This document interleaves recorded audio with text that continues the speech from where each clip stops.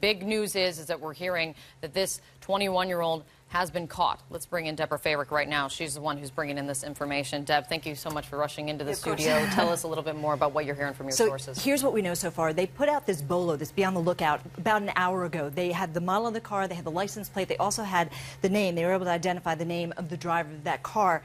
They narrowed it to Dylan Roof, 21 years old. And the car, somebody saw the car, somebody called into authorities, and that car was picked up driving north to North Carolina.